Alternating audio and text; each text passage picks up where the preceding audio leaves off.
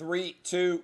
Welcome into Outkick the Show. I am your fearless leader, Clay Travis. I hope all of you are having fantastic Tuesdays wherever you may be across this great country or this great land. If you are a Georgia Bulldog fan, I hope you are better right now than Stetson Bennett was early this morning, celebrating the big national championship, first one for the Georgia Bulldogs since 1980. Right off the top here, sports gambling now legal in New York. It's going to be legal in many other jurisdictions in the near future. Encourage you to go get your bets in at fanduel.com/clay. That is fanduel.com/clay, and you will be well on your way, hopefully, to being able to make some money, because we had a lot of success. Won last night. I told you Georgia was going to cover the 2.5 or the 3. I told you the under was the play, although admittedly, I got really nervous when Georgia scored 21 points in the final 8 minutes, and I was afraid Bama might steal some points there on the final drive. But I think you have to give a big shout out to Kirby Smart. Kirby Smart now is the third best coach, in my opinion, right now in college football. 1 is Nick Saban, 2 is Dabo Swinney, 3rd is Kirby Smart. And he, as a former Georgia player, longtime Bulldog, vanquished the haunting imagery that was associated with 1980 when Herschel Walker, I believe, was a freshman, and the Georgia Bulldogs had last won their national championship after being 0-4 against Nick Saban, including a devastating loss a few years ago in overtime when Tua hit Devontae Smith for the touchdown. This was a remarkable return to prominence for the Georgia Bulldogs. Now think about this in larger context. What this represents more than anything else is the continued impact of high-level recruiting. And also, this is a little bit of a departure from what we've seen of late, where national championship quarterbacks have all been elite first-round draft picks, whether it was Deshaun Watson, Trevor Lawrence, Tua, with Mac Jones, so many different recent quarterbacks who have won championships, Joe Burrow, have been elite first-round draft picks. This was a throwback. Stetson Bennett, I think one of the best stories we have seen in a long time. This is a kid who was a walk-on initially at Georgia, who dreamed of winning a national championship for the Bulldogs. You saw him tear up on the sidelines during that interception return for a touchdown when he realized that his dream was going to come true. Props to him on the offsides for dropping back to throw and taking a shot downfield to give Georgia the lead I believe that they would never relinquish. The Bulldogs bounced back. Really, I got a couple of stats for you about how good this defense was, because they are one of the best defenses that we have ever seen. Georgia, even with giving up 41 points to Alabama in the SEC title game, allowed just 10.2 points per game, the fewest points that were allowed in a game in a decade in college football. Georgia played 15 games and only allowed 16 touchdowns.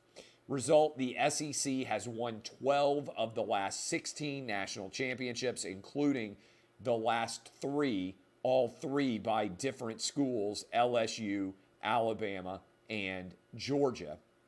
And on top of that, I think the SEC is poised. It was interesting. There now have been 6 national championships by 6 different SEC schools during the course of 1998 to the present day. That's since we started playing 1 versus 2. Tennessee won the first year of 1 versus 2. Auburn, Alabama, LSU, Georgia, and Florida. No other conference has more than 2. Florida State and Clemson have won championships in the ACC. Miami won a championship in 2001 with the Big East before they were in the ACC. Oklahoma and Texas, who will soon be in the SEC, have both won championships. USC, Ohio State is the only school in the Big Ten to win a national championship in the last 23 years. They've won 2. I'm talking about consensus national championships. And USC and Ohio State are the only schools outside of the SEC footprint. Yes, I am counting Oklahoma as a part of the SEC footprint for purposes of kind of, where else would you put them? I guess you could put them in the Southwest by themselves alongside of Texas. But to me, no, Oklahoma and Texas, in terms of the culture that you feels Southern when you are there. So USC and Ohio State are the only two schools from outside of the SEC footprint now that have won national championships going all the way back to 1998. And ultimately what this reflects is you got to have top 5 recruiting classes now to win national championships. Congrats to Kirby Smart. Congrats to the Georgia Bulldogs. If you asked me right now, and by the way, let me give you the 13 schools that have won national championships. I think I just did, actually. If you asked me right now, who would you bet on, Clay, to be the next team to win a national championship that hasn't already won one? I think I would go with Texas A&M. They've got Jimbo Fisher, who is a national championship winning coach, who is already there. There aren't even very many national championship winning coaches still coaching in college football right now because remember, Urban Meyer's not there anymore. You've got Coach Ogeron, who is out. You really just have a handful that have even won a national championship. You could argue Lincoln Riley, although SC is probably going to take a couple of years to get back being really good. You could argue Jason Day because C.J. Stroud is going to be really good. Anybody who watched what happened in the Rose Bowl would have to be a big believer in that going forward. But in the meantime, Georgia has exorcised its sports demons. In the space of just a couple of months, we had the Atlanta Braves win their first World Series since 1995, and we also had the Georgia Bulldogs win their first national championship since 1980. So if you are watching this right now and you are a Georgia Bulldog and an Atlanta Braves fan, you have had one whale of a past couple of months. Congrats, you deserve it. Let's chop on. I'm a big Braves fan as we move into next season, see whether or not the Braves can defend their World Series title.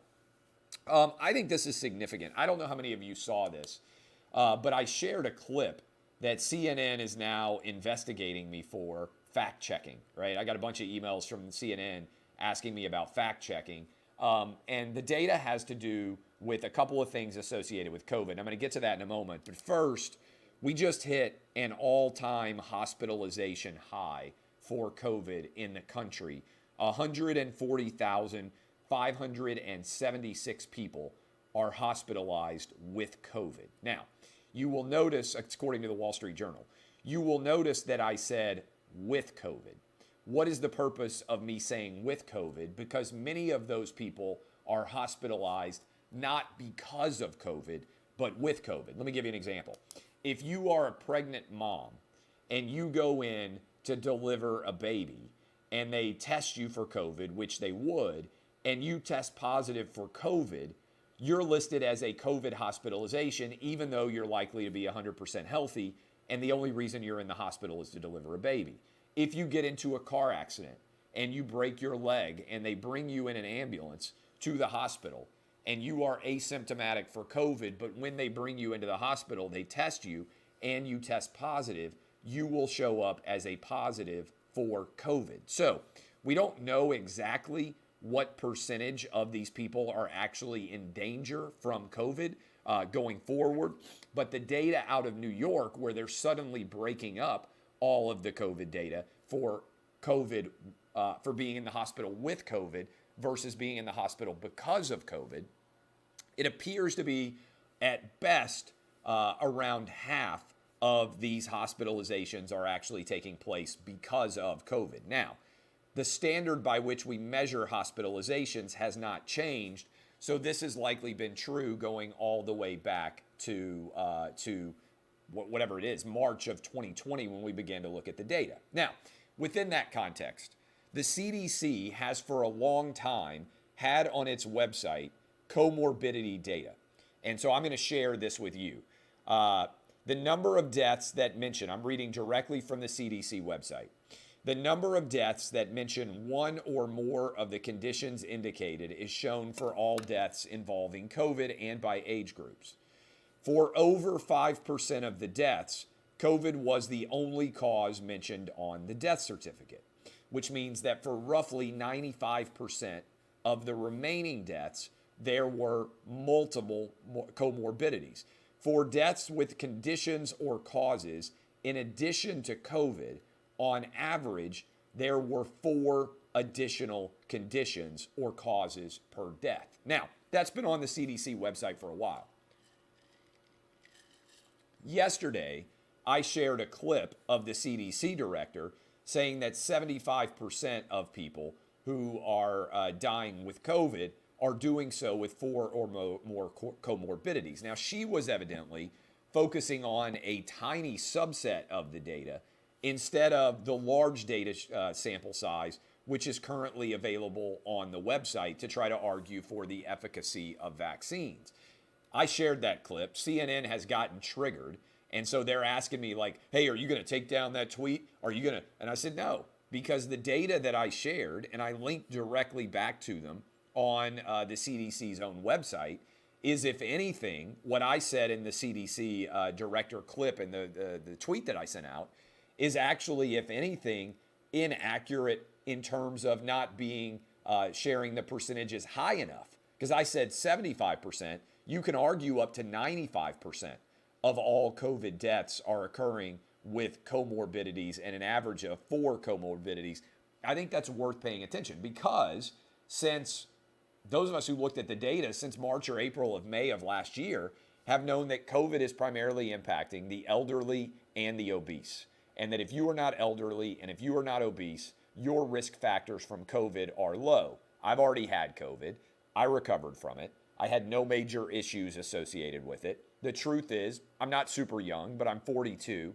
Most people who are relatively young and relatively healthy like I am have 0 issues going forward associated with COVID and recover from it and then have natural immunity. So CNN is trying to fact check that. I don't know why. I think it's a desperate acknowledgement that the narrative surrounding this being a pandemic of the vaccinated is the unvaccinated is collapsing. And they are desperate to try to change the narrative now.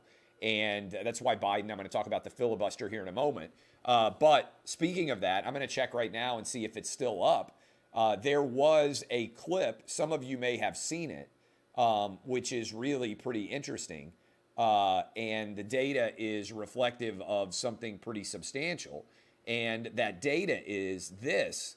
The Pfizer CEO said his company's 2-dose COVID vaccine provides limited, if any, protection against Omicron.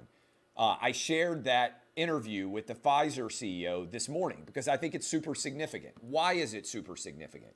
Because right now, the Biden administration is trying to mandate vaccines for basically the entire country, 84 million people who work at employers that have 100 or more employees. And that's what the Supreme Court is hearing the case on. But the Pfizer CEO himself says that his own COVID vaccine has limited, if any, protection against Omicron. So if that's true, how in the world can the Biden administration and OSHA argue that we have to have the vaccine mandate in order to protect people when, again, by the CEO's own words at Pfizer, he is saying they provide the first 2 shots limited, if any, protection. Now, he says if you get the 3rd shot, you can have more protection. He also says that by March, he thinks they're going to have an Omicron-specific vaccine. More power to you if you want to take that shot. But how in the world can we mandate a shot, 2 shots actually, when the COVID impact, according to the Pfizer own CEO, is limited, if any, in terms of the protection against Omicron? And also, and I think this is massively important, how is it that Twitter took down that interview clip, which was from Yahoo News, citing a copyright violation? This is fair use. It's also incredibly newsworthy. You should, if you are a Supreme Court justice, want to hear what the CEO of Pfizer is saying about his vaccine. You should, if you, in my opinion, if you are a person attempting to engage in the marketplace of ideas and debate whether vaccine mandates should be enforced or not, have that data and have that video to be able to view and help it to inform your opinion which theoretically would become more intelligent the more opinions you were able to experience. So this is all incredibly significant. I hope Twitter leaves up the new version that I retweeted because I think people need to see that. And the Pfizer CEO, I would give him an open forum to come on the Clay and Buck show. We don't run and hide from people who may or may not agree with us. So if the CEO of Pfizer wants to do interviews, we would give him an opportunity to come on the Clay Travis and Buck Sexton show, the biggest radio show in the country, and be able to explain exactly what he means relative to Omicron and the vaccine. So that video, I think, is incredibly significant. It's also incredibly significant.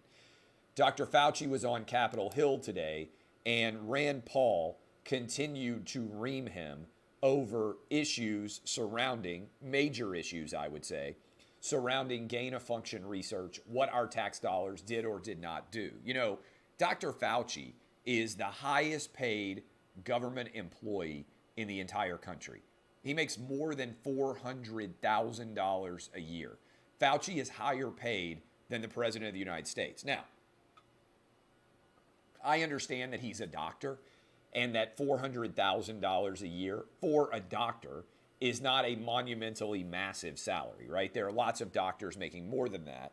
But the fact that Fauci is making over $400,000 a year and that the evidence seems to suggest that he was providing taxpayer-funded dollars to gain-of-function research in China that might well have led to COVID ultimately escaping from a lab and creating the past 2 years of messes that we have seen is, to a large extent, a very important data point that deserves to be explored. And Fauci continues to fight with Rand Paul and not provide, in my opinion, very sound answers as to why he was attempting to marshal scientists to shut down any discussion of the possibility that this virus might have originated in a lab and escaped there, as opposed to originating from an animal and jumping to a human. I am not an expert in virology, but the data that I have seen and the experts in virology that I have read suggest that it's far more likely that this virus escaped from a lab than it is that it arose naturally from an animal. And it remains to be seen. I give props to Senator Rand Paul for holding Dr. Fauci accountable when a huge number of people involved in our media refuse to ask legitimate questions of of Dr. Fauci at all. All right, finally, we've got Joe Biden. I believe he may be speaking even right now. And to me, what is really intriguing about Joe Biden's speech demanding that they modify the filibuster. I was reading at Politico earlier.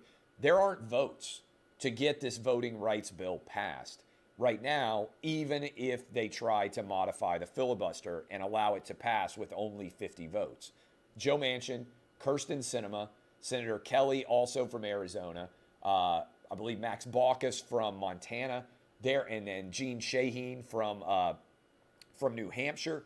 There are a bunch of Democrats in the Senate who, it appears to me, based on what is going on right now, are not votes for this voting rights bill at all. Now, I've said this on the radio show for a while. The voting rights bill is going to get shot down, right? In my opinion, the Supreme Court is not going to allow it because it's usurping the federal power that states have to set regulations. And the Supreme Court has been giving states more and more power to set those regulations in place and not allowing restrictions to govern on a more and more significant basis going forward.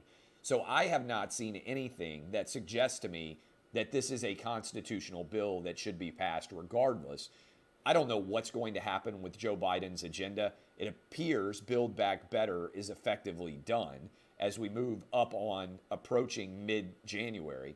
And it also appears that the voting rights bill is effectively done. I don't know if they're going to actually put it on the floor and vote for it, but I do think it's significant that Stacey Abrams who is running for governor from Georgia. And remember, Stacey Abrams was the patron saint of Democrats, despite the fact that she lost by 50,000 votes in 2018, the governor's election, and never conceded. Despite the fact that that happened, she has become the patron saint of the Democratic Party.